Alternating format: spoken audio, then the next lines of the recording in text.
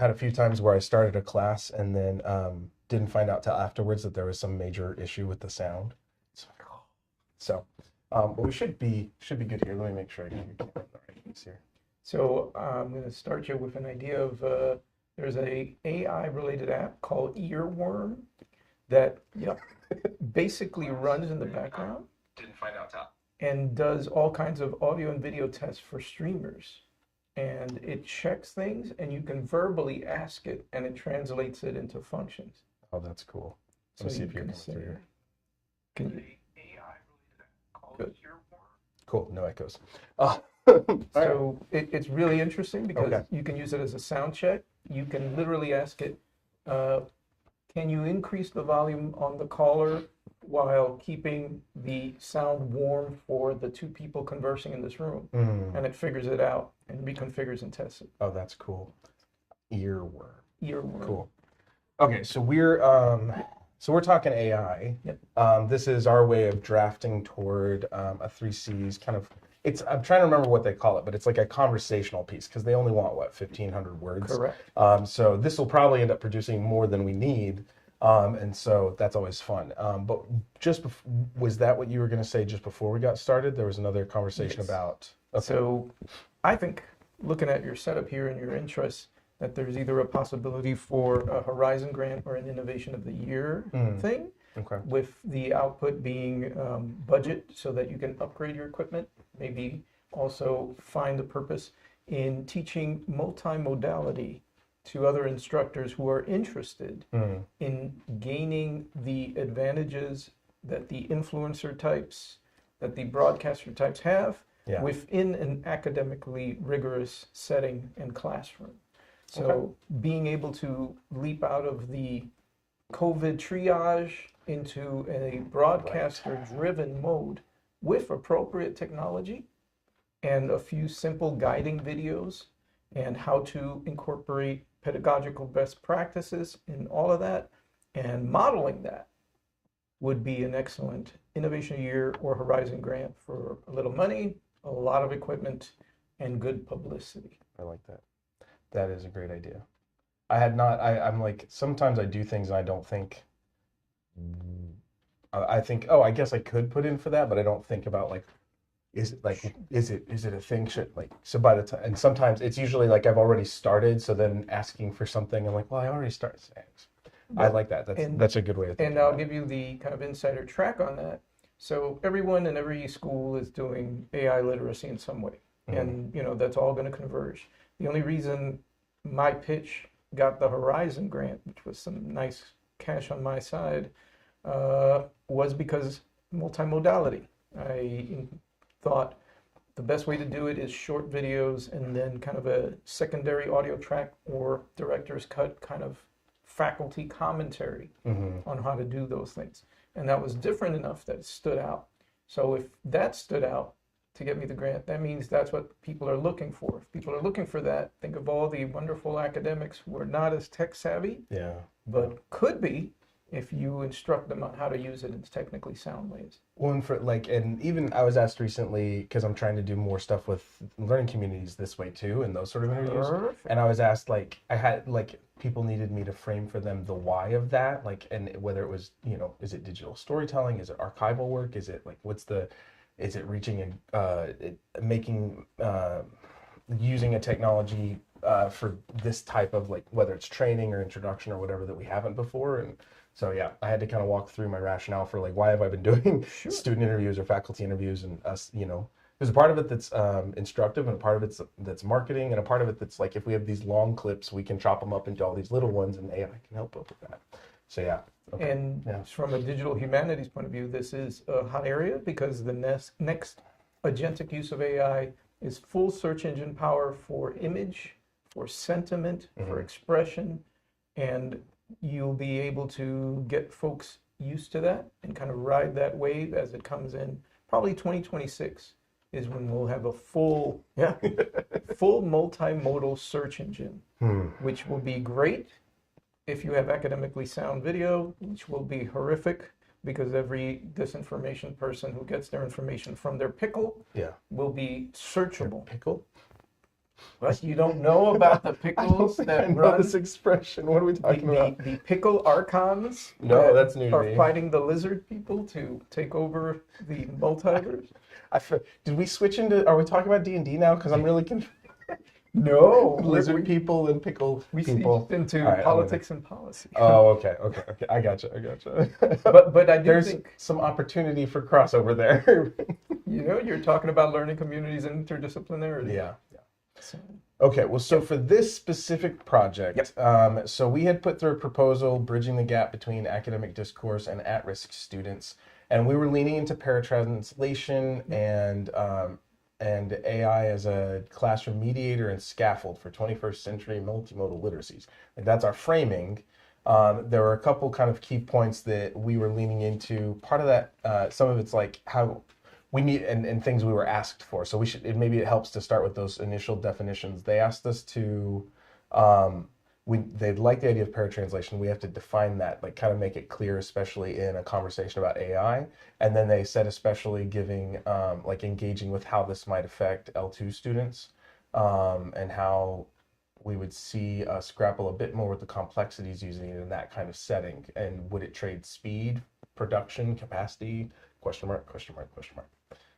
Yeah. So okay. Could you give me a definition of paratranslation too? Gotcha. So I'll give you kind of the short end of the stick after I give you the linguistics comparative So you're literature. gonna beat me? Short end of the stick. The Sorry, short end of the stick. That's all right. This is where we would use paratranslation to be able to better communicate. I did. Keep going. I'm just going to turn a light on while I listen to you. So paratranslation is just a big deal from my point of view of discipline being comparative literature, because we are typically dealing with translations of work and not just comparing what the Penguin translation is versus the Brown publisher's translation is versus in the original language, but everything in between, and being able to come up with a way to discuss something when people are accessing it, not just with their personal ecosystems of meaning and reader completes the text, but with actual differences of translator as man in the middle, issues of language, and the semiotics of deeper than denotation in meaning. So especially when you're talking about literature in different languages and in translation, what is lost, what is gained, what does the reader bring that wasn't there, what's in the relationship of the discussion. And paratranslation is basically a riff on translation.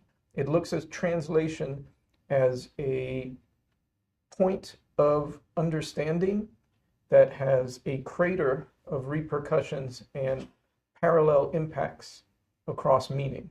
And that could be language, culture, the reader, the signified, the signifier, even the medium by which it's accessed. And this is kind of the technical language version that comes from the digital humanities and comparative literature. Okay. In plain English transposed to AI use, it basically boils down to being able to explain what to a student, especially an L2 student, but not just an L2 student, what to an L2 student comes off as jargon or unfamiliar language. Okay. Because what it does is they can use AI to mediate a translation towards a set of metaphors, cultures, or identified traits that resonates for that individual. So the easy example would be one that came from an actual classroom conversation. So we're talking about propaganda, and I've got a student athlete not very much interested in anything other than that, because their major is physical therapy and sports is their thing, and asking the AI to translate the key concepts and terms of propaganda into terms of football. Okay. Created an aha moment for that student to understand. And it's not a direct translation, it's by way of analogy and metaphor. That's what, okay.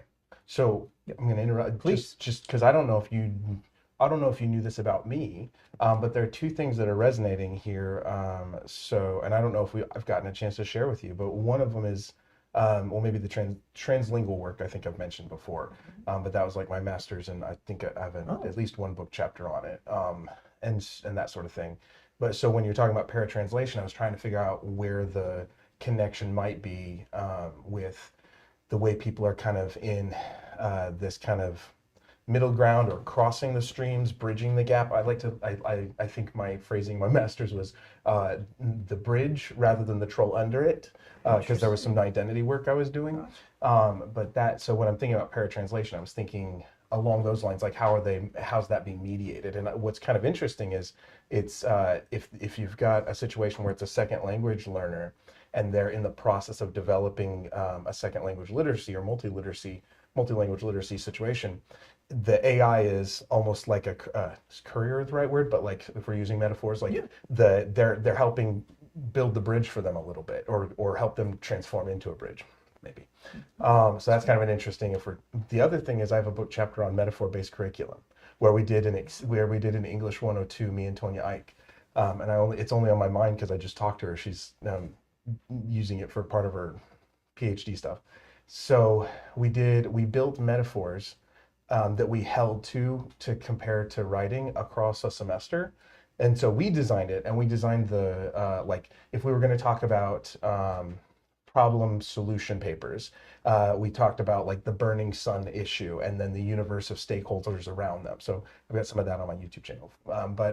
Or we would do like space trash as a way of editing. Like, how do we clean up space trash? We go and edit our paper. So paratranslation as a metaphor connection, like my brain just went, like I didn't even realize that's where you were going. Yeah. Especially extended metaphors and connections like that. Like we did the whole semester, and then the final, instead of a normal reflection, we said, now create your own metaphor for what we've learned, and kind of a writing about writing approach. So in case you didn't know, I did that. I realized, I'm like, I don't think that's a fortuitous thing, because in comparative literature we did that.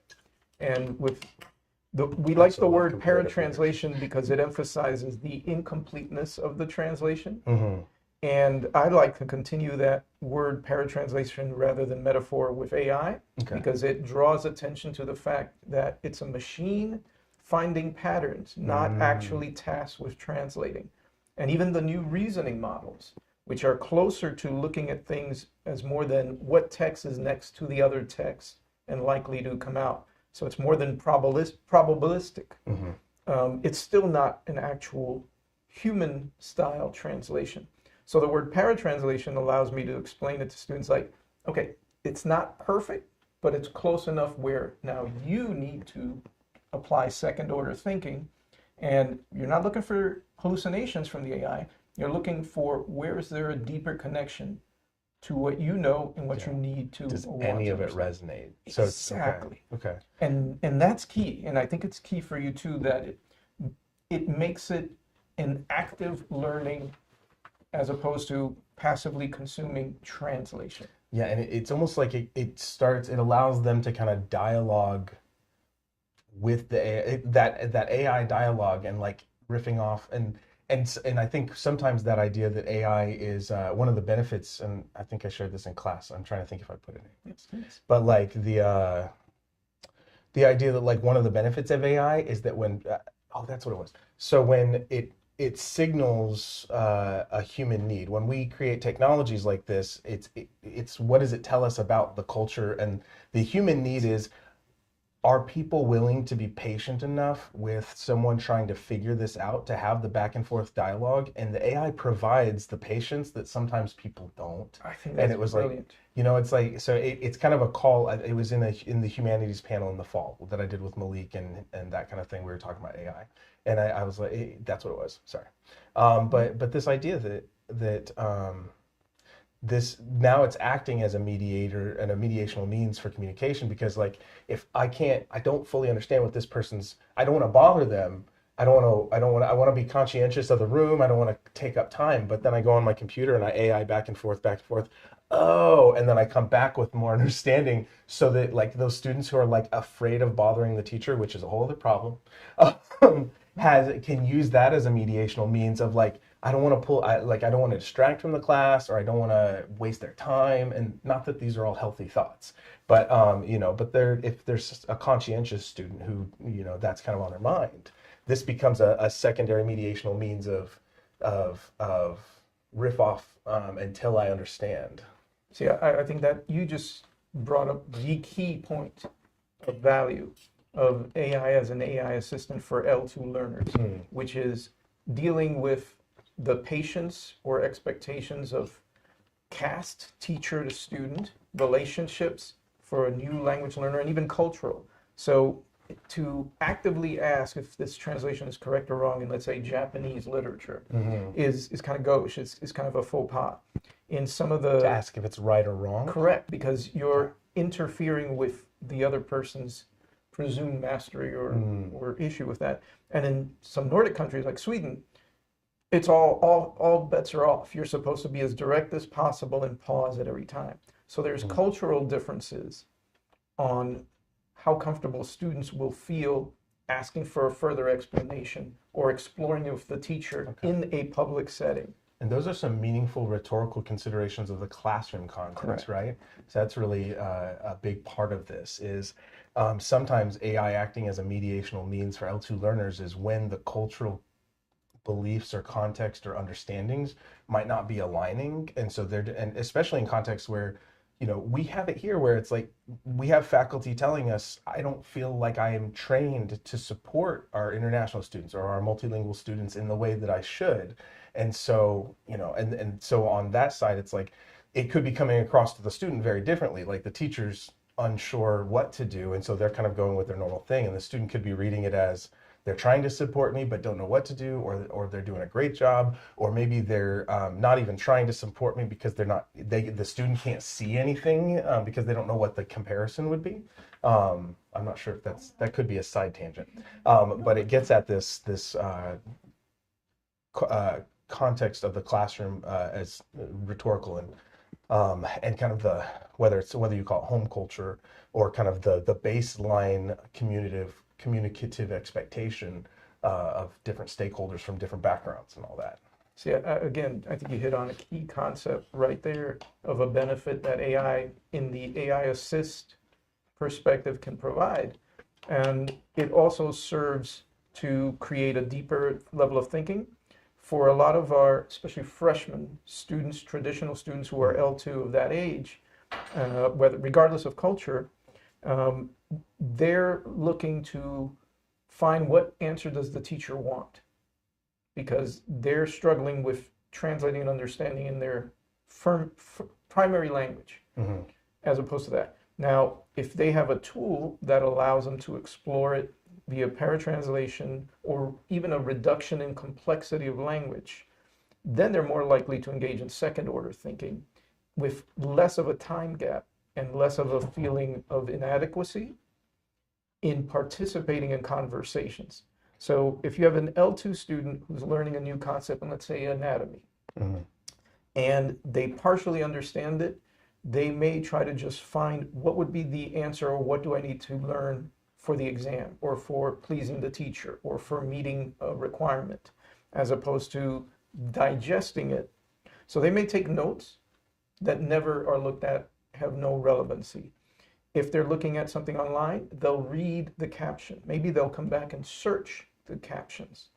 But if you enable paratranslation as another skill set for just-in-time understanding or self-driven tutoring, then they're more likely to be employing that as a way to participate and go to second-order thinking, third-order thinking, seeing implications, and confidently doing so and engaging. And just in case it needs framing, tell me how you're defining first, second, and third order thinking. Gotcha. So first order thinking is surface level. Okay, what is being asked?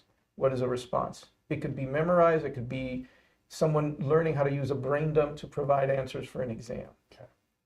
More on the memorization rather than seeing implications. Second order thinking is, so what are the repercussions? What are the concussions in whatever they're learning in the course as a context? Okay. So they're exploring both their personal interests, their personal questions, and that concussive effect on whatever they're studying in proximity. Other courses, other units, What is the course about? Examples that they know. Starting to think about near transfer. Exactly. Okay, so we've got, I'm being told to do this, I do it for first order. Then I'm like, wait, what connections does this have beyond just doing the thing the teacher wants me to do, or that I'm the task to accomplish? Correct. Second order near transfer. Near transfer, that's then, key. Okay. And then third order thinking is putting it in perspective of time and a larger ecosystem of wants, needs, and thinking about the future and connecting all the dots. Okay, so that's not just cognitive now. That's taking it from that transfer. Where else can it be applied in critical thinking? To like now, how does the way I'm learning this tie into like all the different dimensions of who I am as a learner at this over time? Correct. Is that kind of like, okay? I agree 100%. So it's at its best, it's reader completes the text. Okay. From semiotics, which is you're bringing in your questions, your interests, your specificity, what you find value in, and trying to connect it in near real time of conversation, and looking for what does it change from past experience and understanding, and what does it add to in near future, as well as bigger scale application and integration of that new fact. So with the example of the football player who now understands propaganda in terms that make sense, there's a two-way communication, because they also see, oh, so football as a spectacle has functionality that crosses over with propaganda, influence, and manipulation.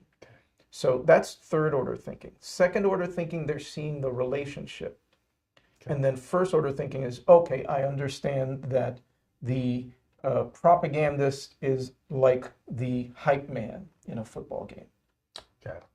So it's the pep squad, it's the advertiser. Well, yeah. Correct. But it's the yeah. I tried to be literal, but that's the metaphor. Yeah, that works. So the mascot running across is okay. Right. Because it's actually, that makes a lot of sense now, because the propaganda of a mascot is it doesn't actually have substance. There's someone who's not really there and who isn't the thing, but is representing the thing. It's very simulacra. So what you just did, would you label that second order thinking or third order thinking? So if the task were trying to understand what you were saying, then I would say that's first order. But because then I'm drawing a little bit of application and deeper understanding from it in the response. So maybe somewhere in the middle between first and second. Good. Okay. And then third order thinking would be you're seeing, oh, those relationships are planned and are part and parcel of the performance as well as the activity of sports. So that's when we see it. We're seeing it almost like Marilyn Cooper's writing ecologies. Like you've got this whole system of interconnected webs. Okay. That's it. That's exactly it. With feedback loops and planned expected biomes of communication or something. And once you get to third order thinking, you have a confidence building in students that you typically don't get until you have the activity of like grad school or mastery or a finished apprenticeship or a finished internship. Okay. And that's a great thing for L2 students to be able to do. They don't feel that they are climbing uphill because of their language in trying to understand something, at least until they can think in that secondary language. With second order and third order thinking, first or secondary language doesn't matter as much. It's the process and the interconnections that the student grows from understanding a concept or a term in this paratranslation style. Okay. And by using AI, you remove hesitation of dealing with a human. And by using the term paratranslation, you're reminding them that the AI is assisting, that they need to complete the job as a human in the loop. Because it's not a translation. It's a paratranslation. It's giving you clues to understand something, and then you have to complete that loop. Because it's not going, this word means this. It's like, well, there's a lot of reasons why that word couldn't mean that in that context. So that's why when we get those things that you push into Google Translate and it spits back out and you send it through to another language and back, it comes out like very different, right? Or sometimes substantially different in meaning because it takes one piece of it and the series of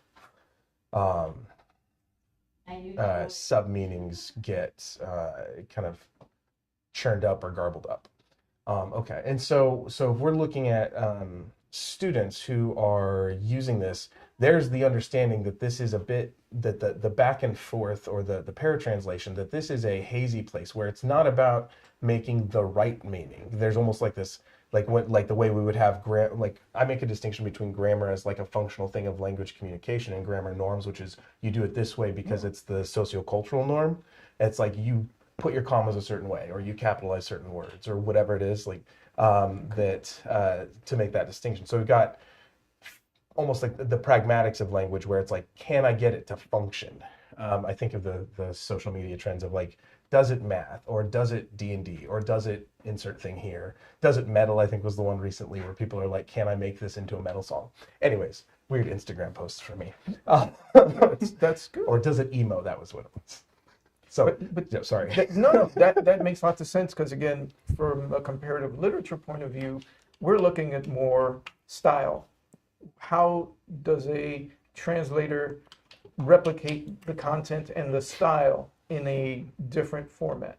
So if you're taking something written in English, Hamlet, and you're translating it into Italian, into Spanish, into Japanese, how do you capture the spirit of the author as well as the content? And do you transpose things? Do you change the setting? And with AI, that's what it's doing. It's looking at what its training is and kind of figuring out connections. And that has problems and that has enabling good qualities. And then also with the translation aspect and style, you're very aware of the individual embedded in the message. So the medium, the author, and the message have a very interesting relationship with the reader completing the text. Is kind of straightforward semiotics, but every translation is a unique creation. And how do you navigate what you get from it if you read two different versions of it? And that has a great lasting after effect. So, for example, applying the ideas of how misinformation works in different cultures with different relationships to different media, the value of thinking. You know, the big criticism with AI is that it reduces critical thinking. It does if you are only going into first level thinking and using it to plug and play answers and translations. Okay. But with the focus of paratranslation and the awareness of that, you are retaining the human in the loop as the center of where the meaning is, no matter how it's trained. With third level thinking, you're also still keeping that when you're talking about reasoning models. So the first generation of LLMs, of GPT and its various, it's literally a numbers game. What words come together? So it's more prone to hallucinations by something that pops up. Rhinoplasty. You might get a picture of a rhino because it doesn't understand that it's more than just frequency of words. Now, the new reasoning models go through 2 or 3 steps and have checks and balances for meaning as opposed to proximity of words. And you had an image for this, I think I remember seeing at one point, that layered out the filter, or maybe I saw one. No, but yeah. So that level of understanding, and that's good for our second language students, for the fact that they will, no matter how good the AI gets, it still centers them on, you've got to finish the frame around this flowing, fluid sets of meaning to encapsulate what you want.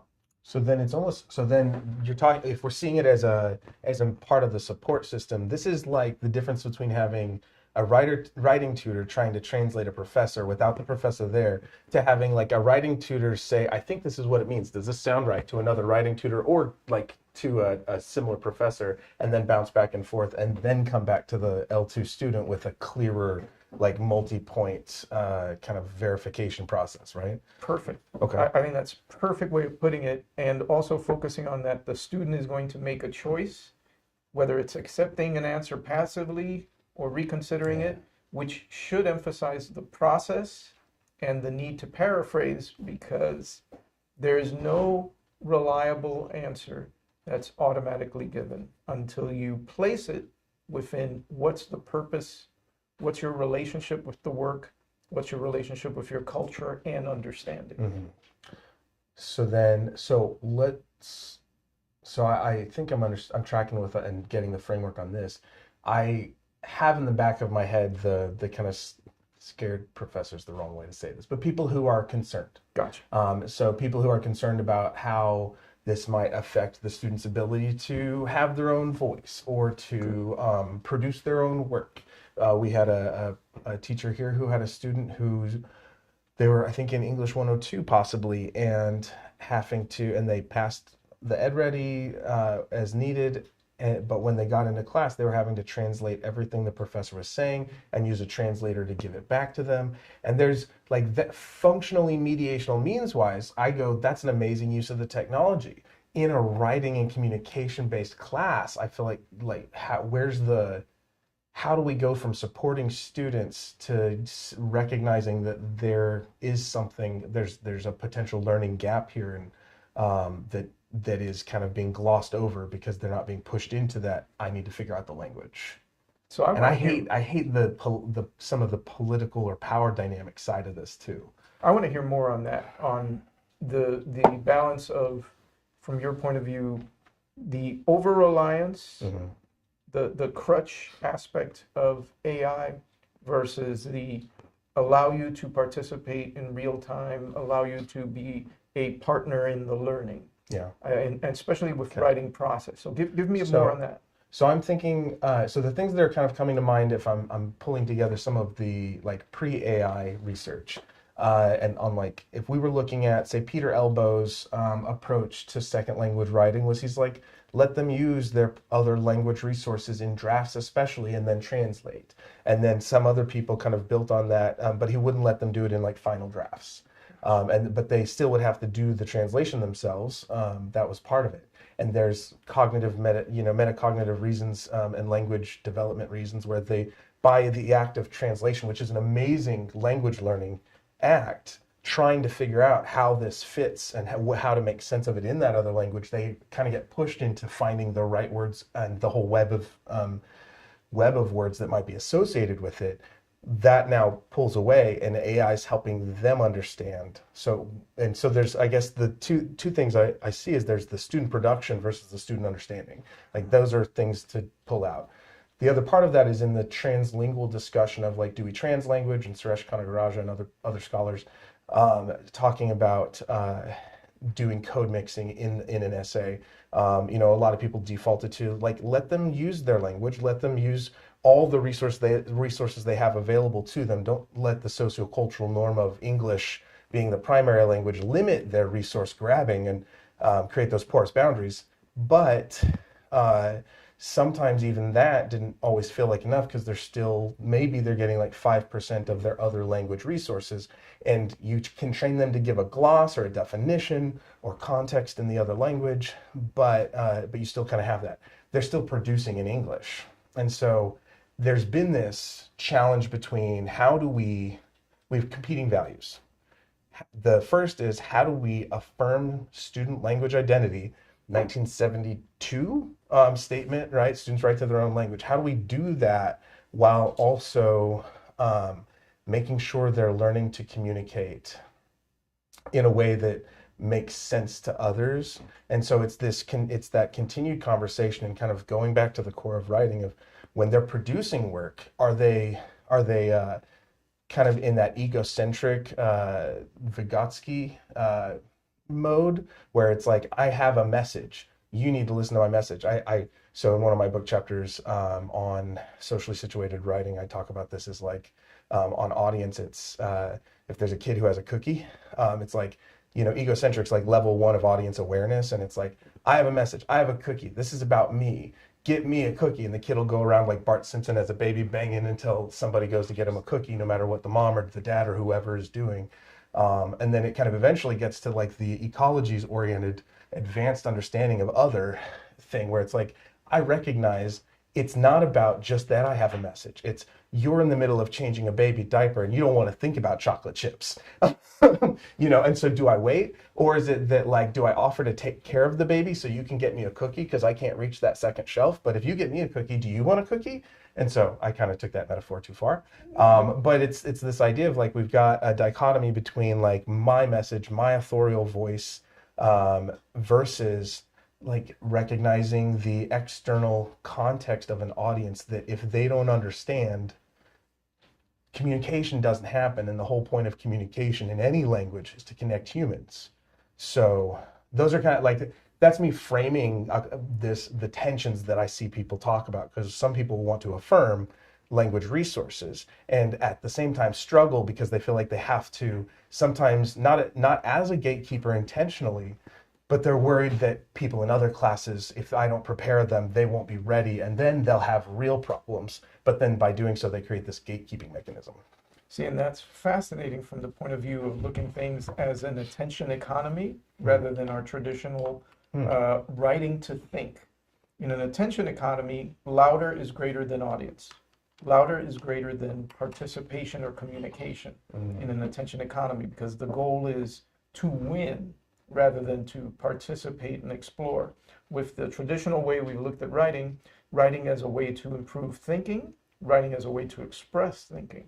So if you have paratranslation creating an awareness of that layer, could it adapt? Could it find function that still promotes the value of writing when the active directives are TLDR, too long, didn't read? When the active directives are AI, summarize for me this 500-word essay because it's too much, I don't care.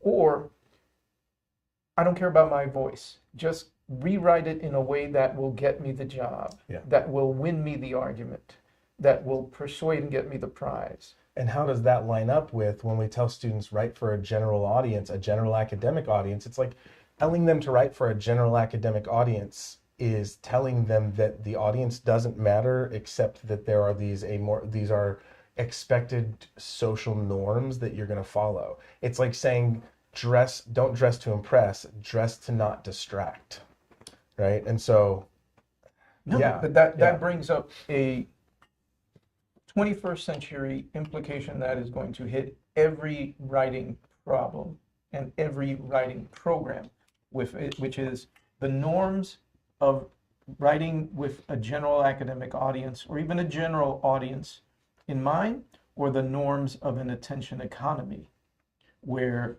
it's more of a zero sum. Either you persuade and win or you don't, as opposed to a general academic audience where you're exploring a hypothesis, a thesis, an idea, and you don't already prefab the manipulation aspects to persuade until you've explored the concept. While the attention economy is the reverse. You got 10 seconds to win over someone or they're turning off your entire voice. And that's a big question. Swipe away, click away. Correct. That's a big question that has not been addressed.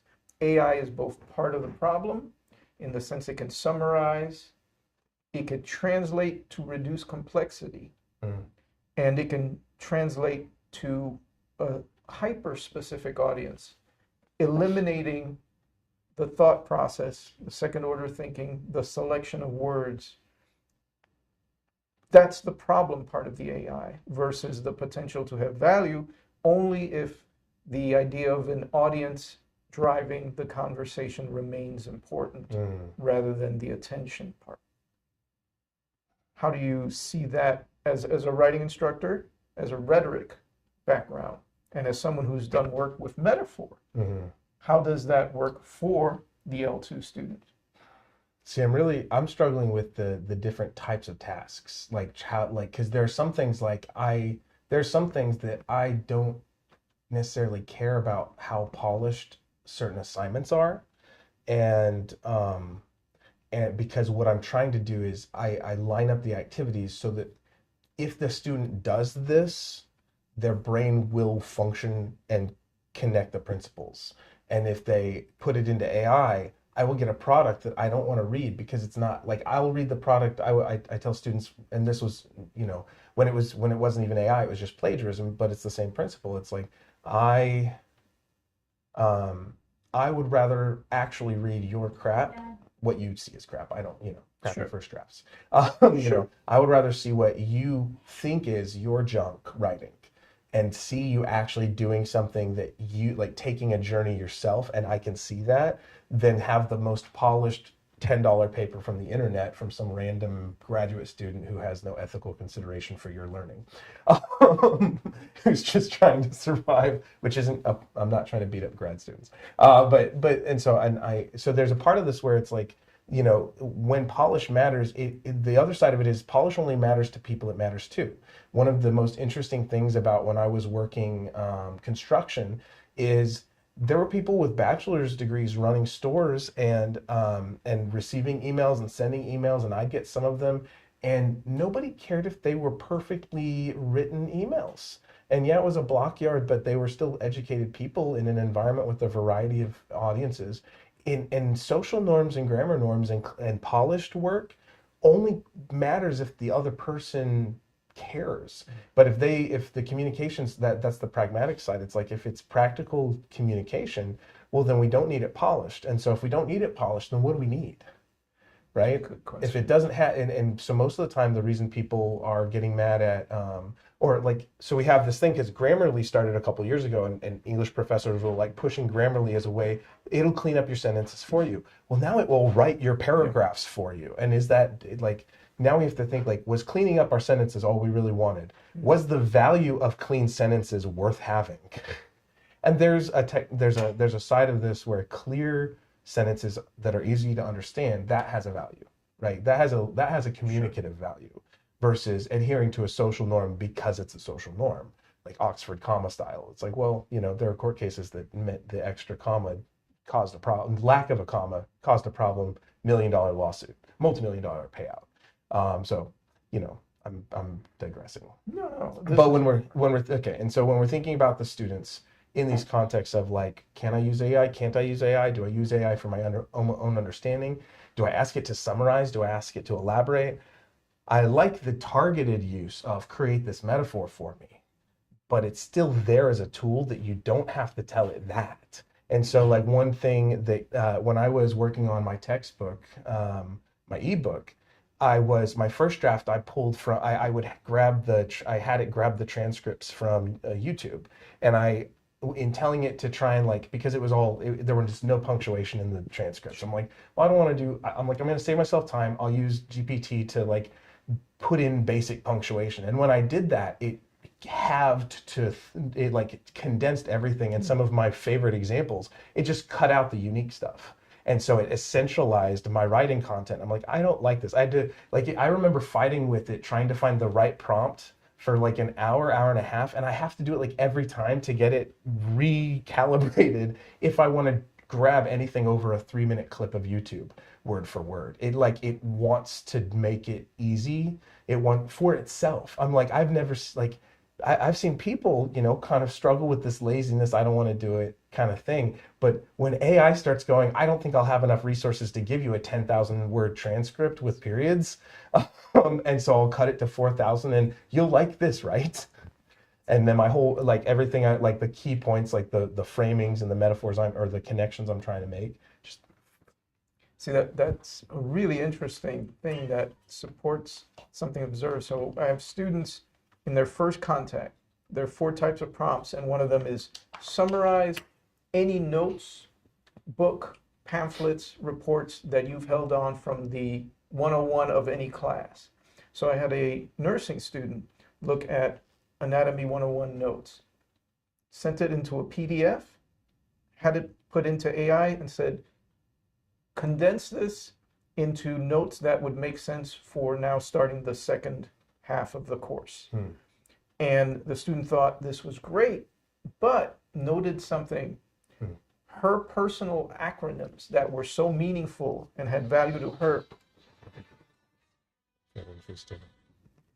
that had meaning, the personal acronyms from those notes and little side notes, glossolalia, had disappeared. So absolutely loved the AI summary of her previous notes, but found that there were things missing that would make use of those notes more valuable. Her personalization Yeah. was lost. So that's really meaningful from a cognitive standpoint of like the learning that like when we did our metaphor-based curriculum, and I don't even know if we were able to put all of this in the chapter because that was one part of it. When we did that, we were looking at it and we're like, we framed this, and some of the biggest tension points were when people didn't understand some of the metaphor. Like we did two metaphors. We did space and we did camping. And so if people didn't culturally know what camping looked like or felt like experientially, like they're like, campfire? Campfire is the burning problem? How do people talk around the campfire? I've never done that before. Like trying to talk about stakeholders, how to start a fire. Well, don't you just, and we talked about like kindling logs or timber, like we did the whole scale up, like to try and create these connections. And learning didn't happen even when it was specific if the person didn't have the knowledge of that. So the metaphor broke down. And so that really isn't the point. The point is that the learning that did happen, and really even when it was wrong, when they tried to produce their own metaphor of the stuff they thought they had learned, we saw where the gap was by their unique expression of it. So and we saw where the frustration points were because of which piece they emphasized. Like it was somebody tried to do a runaway train as a process, and the tracks and they were talking about like the tracks fell apart, and they tied that to some part of their writing process, and that helped us see more than anything, more than the stuff we had given them, where their gaps in understanding were by the uniqueness of it. And so one of the challenges here is if AI pulls out the most idiosyncratic, it also pulls out the most effective for learning and assessing learning. So talk about identifying cognitive gaps, risks and benefits in paratranslation. So specifically paratranslation as the style of prompt or the style of AI assist, and identifying cognitive gaps from the teaching point of view. Riff on that a little bit. Okay, so if we're thinking paratranslation, one of the reasons sometimes professors really like conferences is you get that one-on-one with the student. They get to try and like you can have either you can talk at them if you do that kind of conference, or like you ask them what they're understanding or misunderstanding, and they present their view of it, and that's their paratranslation. They're saying, is this right? And then you go, these are, and these here, let's tweak this model here and move this around. Okay, does that make sense? And they're like, well, sort of. Is it like that? And so the traditional conference of back and forth with the professor, which we know students don't do, like ASU had the whole fear of missing out of office hours thing, like 2015. But so now we have AI kind of doing this fast feedback. Don't have to schedule a conference with a professor, but also, so that's a benefit. Because the whole thing is paratranslation. The problem is it's also paratranslation of a third party. And the third party, you don't know that the teacher said it the way they wanted to say it. Like I've gone back and people are like, so you meant this? I'm like, no, what did I say? And they're like, you said this. I'm like, oh, yeah, no, I meant, right? And so that natural part of language correction that happens in conversation goes away. Now, what's interesting is we take for granted, or we acknowledge that when it's printed, when it's an essay, or when it's instructions on our assignment, or we should. I mean, some people are just like, they'll spit out here's the prompt, read it, do it. And if students, some people don't assess the student's reaction to that. And say, so they'll be like, students aren't doing this thing. I don't know how they missed this part of the instructions. It's like, well, your visual design tucked that 4 lines in with no bold or italics or anything to draw focus to this thing you cared about. It's buried in four sentences of exposition, right? And so, and instead they blame the students. But I don't know if I talked around that a little bit. So in the act of paratranslation, we get that there's always been paratranslation where it's this amorphous trying to make meaning, negotiating meaning. And now they're using AI as a third party negotiator. That's a great way of putting it. A negotiator trying to find a consensus in meaning where you have signifiers on both sides, and you're looking for an in common signified to be able to communicate or apply it. Mhm. That's So I'm having, and I don't know if this is, it seems relevant. So I've been watching, so some of the YouTube shorts I get are from like former hostage negotiators turned consultants. And I've spaced on the guy's name, but he's really Ross? maybe that sounds right. Is he an older guy with short hair? Yep. Okay, I think so. So he was, but some of the things he talks about, like he's talking about how sometimes, like his goal is amicable, working this out. And he talked about how there was, there was a hostage situation that involved people from, I want to say, the Middle East. And the negotiations weren't going anywhere. They wanted a certain amount of money. And then he had them use an empathetic strategy to say, I understand that this has happened, that we've done this, that the US government has X, Y, Z. I understand that. And when the person on the other end felt heard, they didn't have to exchange money anymore. It changed the whole texture of the negotiation. And so, and that's a really broad stroke summary of something I watched a couple weeks ago. But this idea of AI as the negotiator, recognizing what the real need was, can it do that? Can it do it well?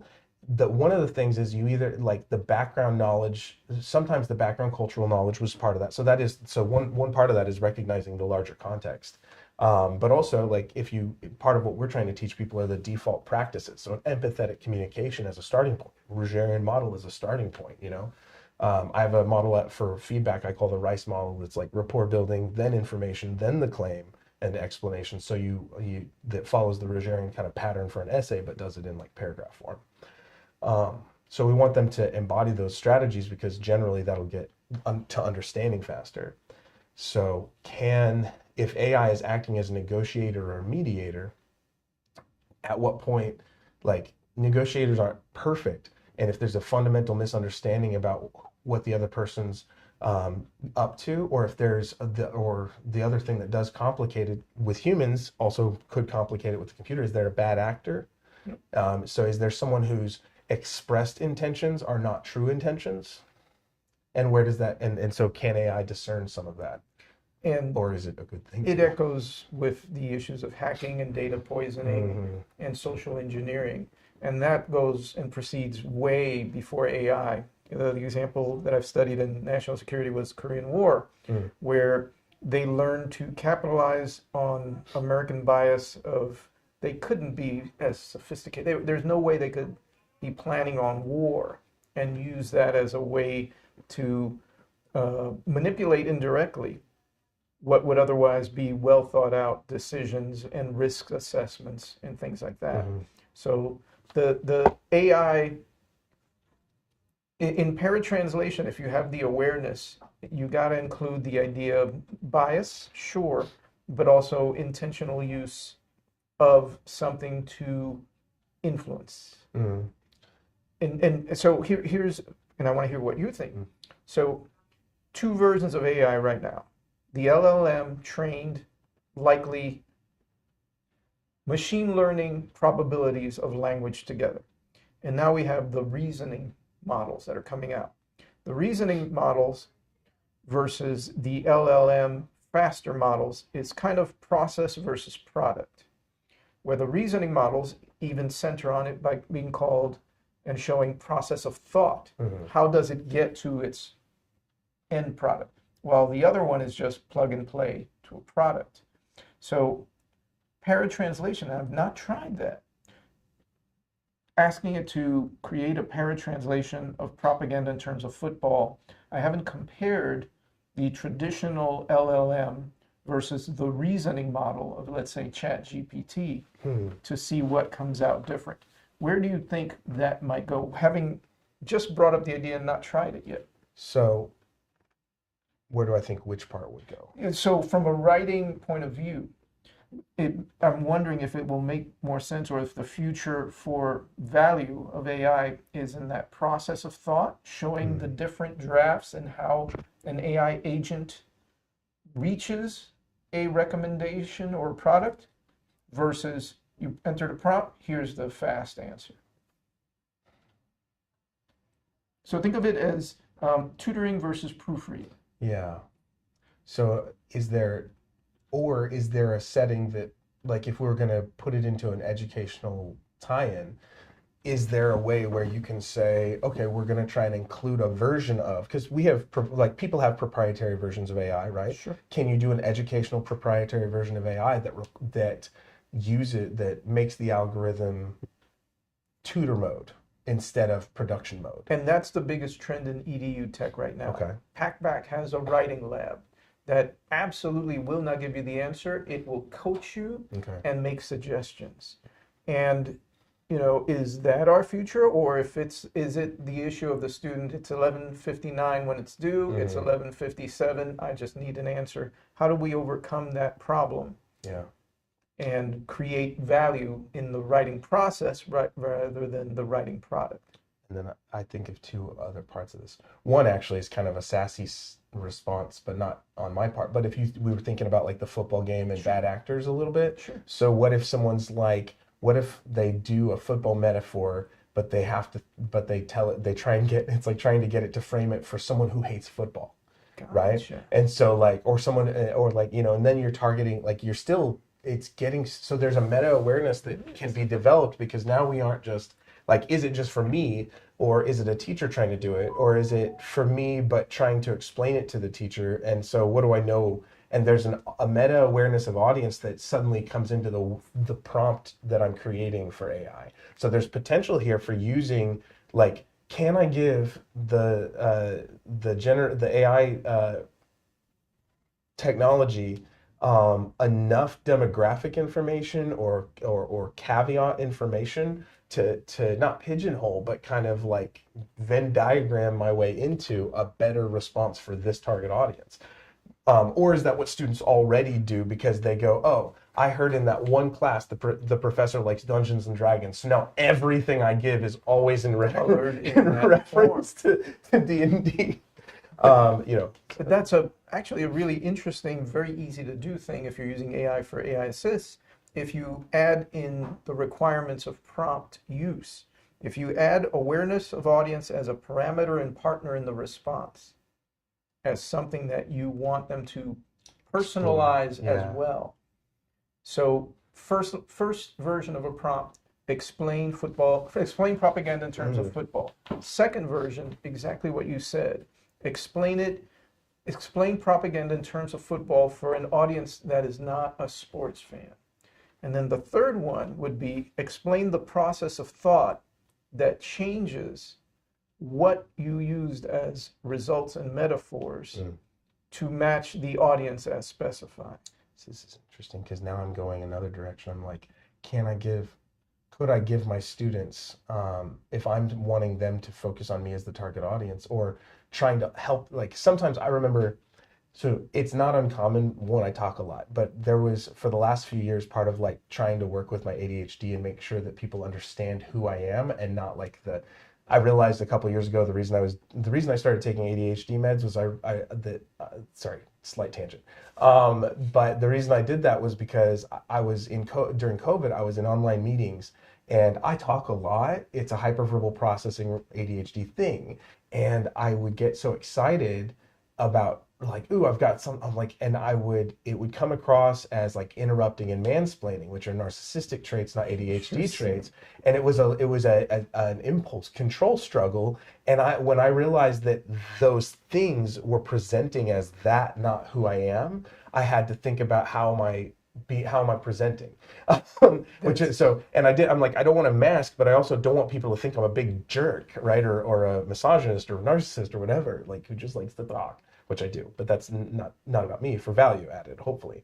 But it makes me think, like, I want people to understand who I am. Can I give them something to target me as an audience, so that when they are trying to or to either target me or translate me for students? So do I as a teacher create a description for my second language students to say this teacher is this, insert 12 modifiers here. And it could, I mean, there's data in technical writing that draws and user profile development that's basically a data-driven stereotyping.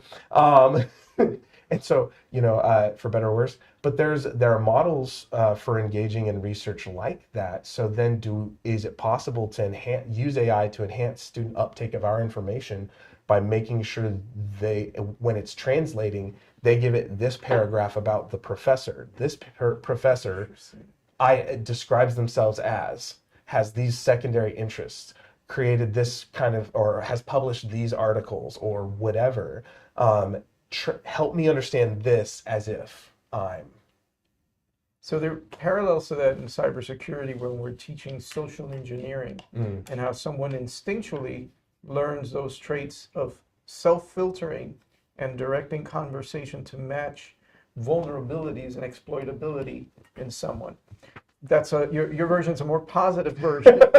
But in an attention economy, that is what influencers are doing in controlling micro expressions and controlling specific words. So what if your audience is global? What if you're adapting to the academic audience? What if you're learning that you can game a system by taking your traits that identified you as streetwise into a way that works in academia? And does that change the authenticity of it? Are you writing along in the writing process, or are you participating in the writing process when you're first thinking about how do I win by whatever something? Yeah. And it crosses over in literature to a new category that's coming out now called metamodernism. It's the postmodernism, where postmodernism reduced all subjective truths and realities to irony and joke.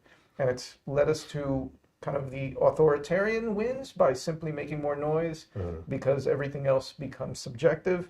And metamodernism is looking at all the interacting things that do not deflate meaning, but that affect how it's received. So we're kind of entering a stage where the AI is participating in many ways of how we learn, what we learn, and what we consume. If as teachers, we want in the writing process those speed bumps of process of thought, what's going in, whether you call it second order thinking and third order thinking, or you simply consider it drafting in a communication style. How do we keep that with paratranslation? Do we require them to write multiple drafts for 3 different audiences and then compare between for what's happening? Are we looking at that meta stuff? What's your take on that? When you say that, it makes me think, what are we using AI for? Is the skill AI generate this, like, here's my rough draft. I generate 500 words on my own or whatever. AI generate this for academia. AI generate this for 5th graders. AI generate, there's that scaled up approach. So then they're becoming aware of the types of shifts it thinks it should make, and then they then could do an analysis of the AI generated texts, and so then that becomes a thing. And so there's a part of this, there's a challenging part of this, and I think it does come back to that ethical struggle when we give this to students and we say you can use AI for this thing, and now we're using it as a tool. So we have to trust, and that's the hard part. Sometimes we have to trust that they're doing that, because there's no way to police it without having them screen record everything they're doing, and then are we going to go back and watch it? But that's only to say that the side of it that says we're now opening up some really nice potential for not just focusing on sentence level correctness, please, for the last time, but instead shifting students and learners and writers to really start thinking about the deeper genre implications of and which one's the right one, and the how of their communication, and the who that it's targeting in a very nuanced way, that because AI generates so fast, that it's not about, we want students to be able to generate text. We should keep doing free writes, that kind of thing. We want them to practice writing to discover, because that's, again, there's cognitive things there that we're trying to develop, even if they ultimately are going to use AI to produce. And that's really, so that's the thing. There's cognition and production. But in this case, opening up some really nice pedagogical potential also means we have to lean into extreme trust with our students and assume that if we set a boundary, the ones that break it probably were going to do it anyways, and that we wouldn't have been able to control that anyways. So then we frame, so that's a hard thing. That's a hard thing to let go of, to say but don't I have to be a gatekeeper? I don't want to police, but I end up policing. You know, how many people are, like, they've got the points for late work and the points for plagiarism and the points for, and half of their stuff is like, I want to make sure that I'm not letting anyone through who's plagiarizing. It's like, is that how you make good writers? By spending your energy that way? And part of me goes like, what if we just, and you know, with the, not giving students any reason to actually do it by saying this, if they're listening, not that they will, I don't know, but my seven consistent subscribers or viewers, but like, what happens when we choose to, like, we, like, there's the blind trust that a lot of people have in life. There's the irony, sarcasm, like the I can't trust anyone negative mindset. And then, like, ultimately the thing that research shows makes you kind of generally more successful is you choose extreme trust knowing that you're going to be betrayed somewhere along the way. And can we do that mindset wise with teachers in this kind of context? And I would say that's the authenticity of teaching and learning. That trust that there's more than just a solution to be found, but that in the process there's growth of the student. Yeah. And I would say my big takeaway from what you just said is I've got an idea for a new assignment already. Right. And so many right now. Adding a post-mortem assignment to a writing product where it's reflection, but focus on reflexivity, which I'll talk about in a second. Yeah. So this post-mortem assignment would be a scaffolding analysis of different audience end products, readapted, which is, again, part and parcel of comparative literature, looking at translations, and that's where it comes back to paratranslation, but focus on the idea of reflexivity, which is a set of continuous, collaborative, and multifaceted practices through which researchers, and in this case I'm going to say writers, self-consciously critique, appraise, and evaluate how their subjectivity and context influence the writing process. Almost Vega at 2023, and to put it kind of succinctly, reflexivity as a generative ability for internal deliberation. That's Archer 2003. So we got the generative ability, generative AI. Oh, I had it up on the screen. I was pulling it to look at. There we go. So I've got a second order activity here, scaffolding on that from exactly what you described as the potential of translation and paratranslation focused on audience, mediated or negotiated by AI. And in that comparison is an awareness or a meta-awareness of what changes and why process is more important than product. Product is ephemeral. It's for the moment. It satisfies your salt urge, your sugar urge, your nutrition trend. While process allows you to figure out what's your relationship to the trend and how do you adapt and continue to grow even as tastes change, writing products change, and writing demand changes. So what's your take? Like, what would be, from this conversation and paratranslation, what would be your scaffolding or your low stakes or high stakes post-mortem analysis or post-mortem assignment related to paratranslation used in any way you see fit as part of your English 101, WAC, 102, 107, 108? Well, there was a part of this that was making me think about single source authoring and tech writing, but I'm not going to go there right now. Content strategy. But when we're looking at the classroom and L2 learners and trying to engage them in a not just reflective, but reflexive practice, it would be saying, even if I used AI for paratranslation, getting them to think through how did that affect my learning of the content, the language? Did it enhance my communication? Did it detract from my ability to produce?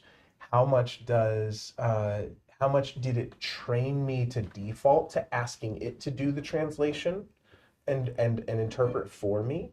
And to what, yeah, and whether that's starting with Likert scales, then open responses, to what degree, Okay. 1 through 6 or whatever it is.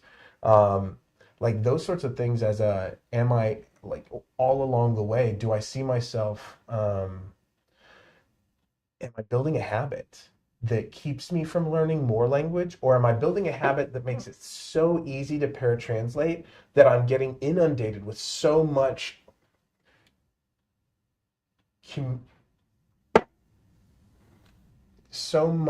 understandable input.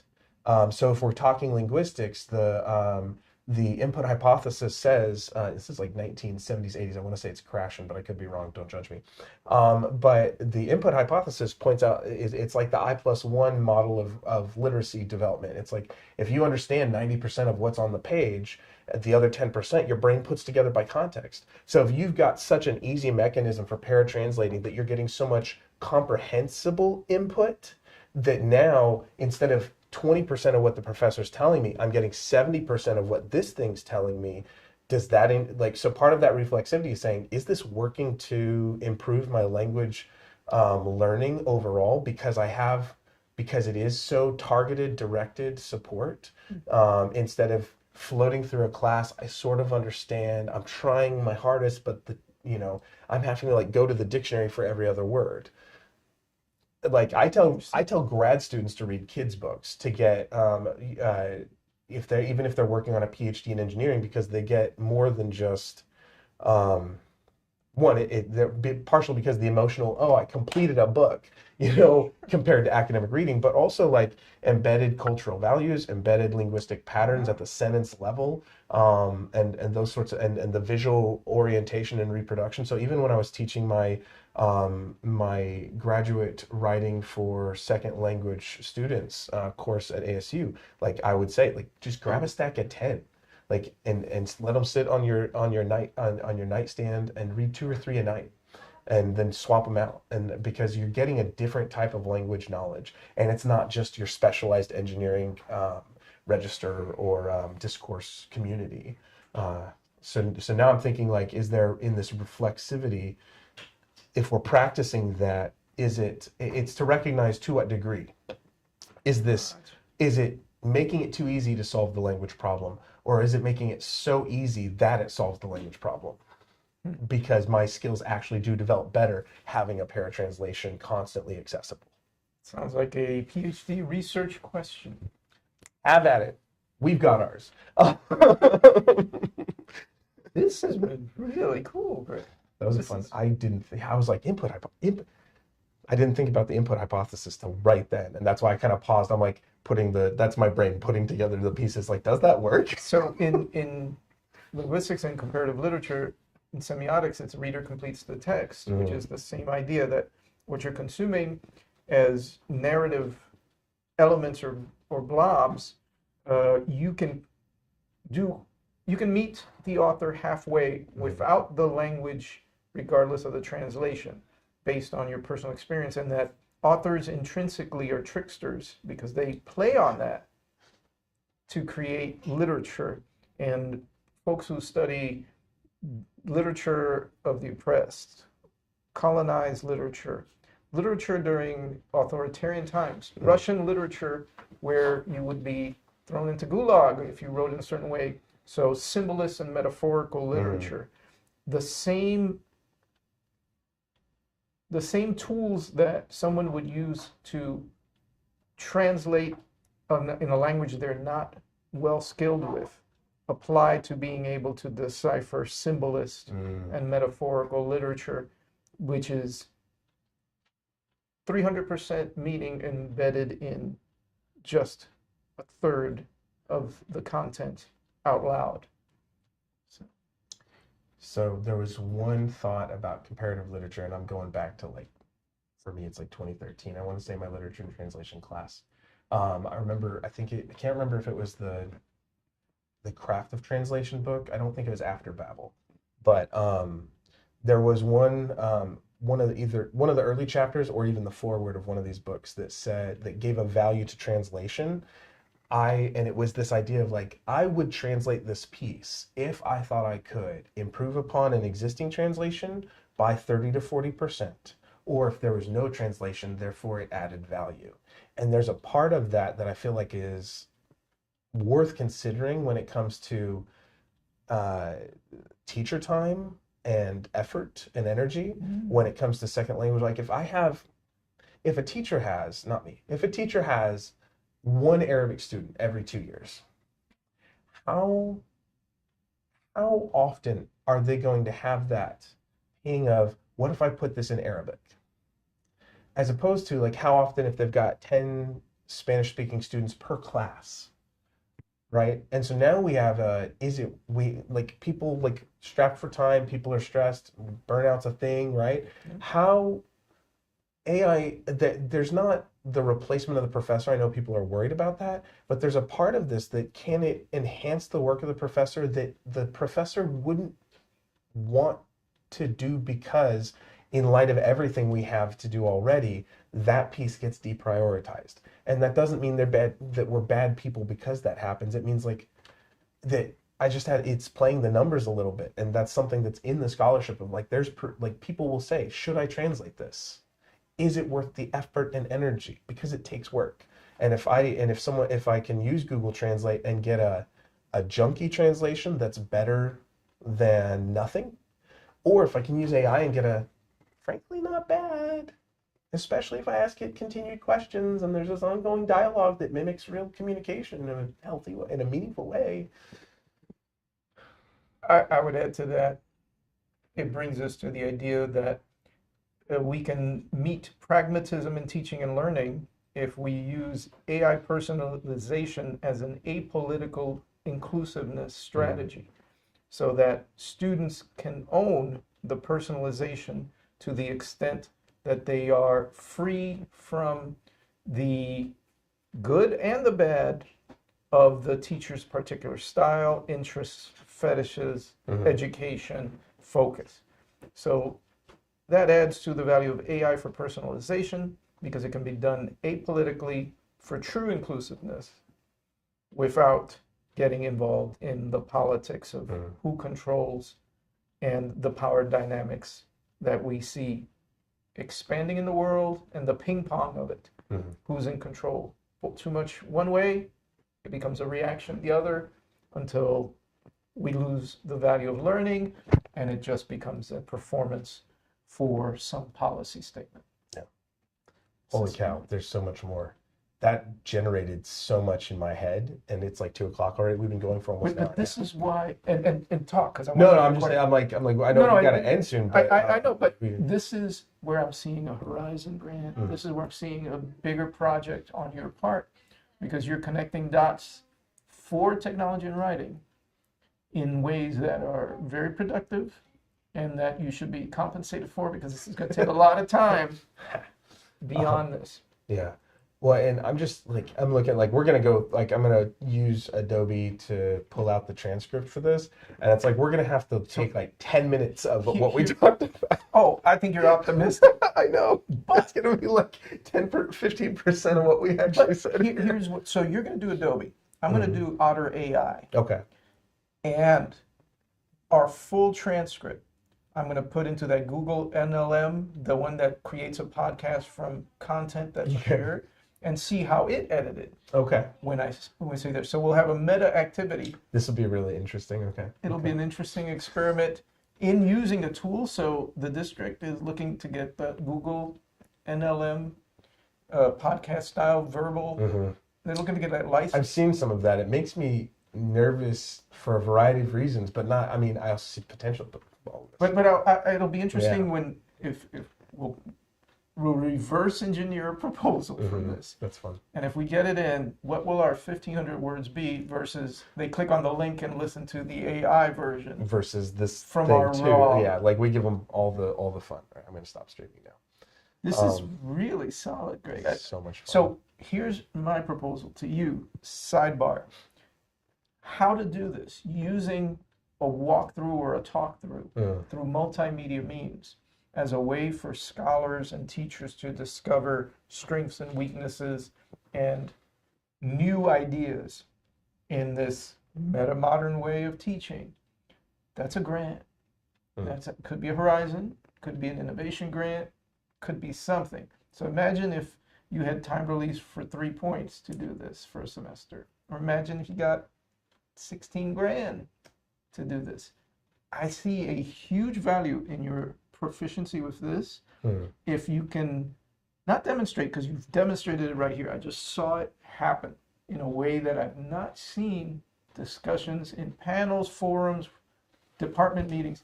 If you can show other instructors how to use multimedia as a reflexive device to self-explore better ways of teaching. Engaging in conversations. This is what happened in cafes before. We don't do that anymore. Yeah.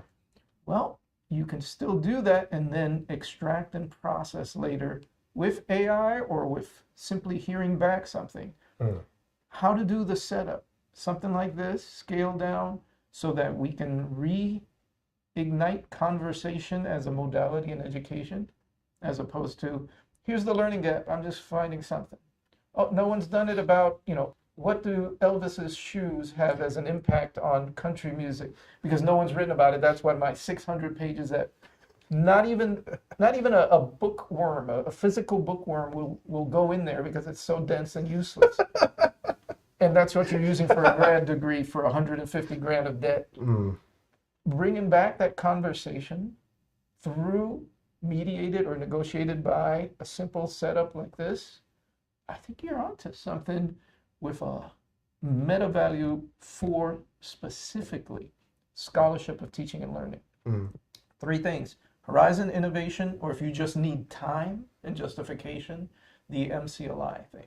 Because I used the MCLI thing to get, it was 6 points of time release the second semester, 3 points of time release the first, and that was my first foray into disinformation, misinformation. Okay. And the only thing that they demand as a product, if you're selected, present at a conference or create a publication. So imagine what you could do with 3 classes off in a year. But then I wouldn't be teaching.